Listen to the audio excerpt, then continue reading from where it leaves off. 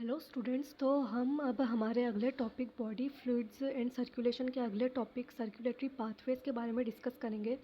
तो circulatory pathways में भी हम सबसे पहले डिस्कस करेंगे open and closed circulatory system. Circulatory system कितने टाइप का रहते हैं?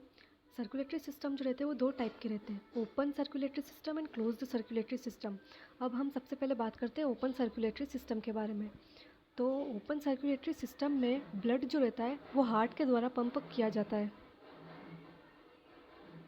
ओपन सर्कुलेटरी सिस्टम में ब्लड जो रहता है वो हार्ट के द्वारा पंप किया जाता है और ब्लड जो रहता है वो लार्ज वेसल में फ़्लो करता है और ड्रेन कर दिया जाता है बॉडी कैविटीज़ में, लार्ज बॉडी कैविटीज़ में।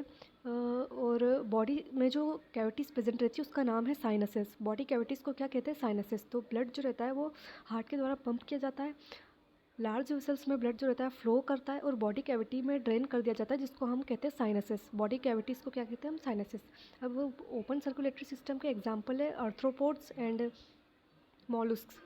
क्लोज्ड सर्कुलेटरी सिस्टम में ब्लड जो रहता है वो हार्ट के द्वारा पंप किया जाता है और बॉडी में प्रेजेंट क्लोज्ड सर्कुलेटरी पाथवे में ब्लड जो रहता है वो फ्लो करता है। तो ब्लड जो रहता है वो हार्ट के द्वारा पंप किया जाता है और क्लोज्ड सर्कुलेटरी पाथवे में ब्लड जो रहता है वो सर्कुलेट होता है। अब इसके एग्जांपल है कॉर्डेट्स और एनिलिड्स। अब एनसीईआरटी में एक लाइन लिखी हुई है, all vertebrates possess muscular chamber heart.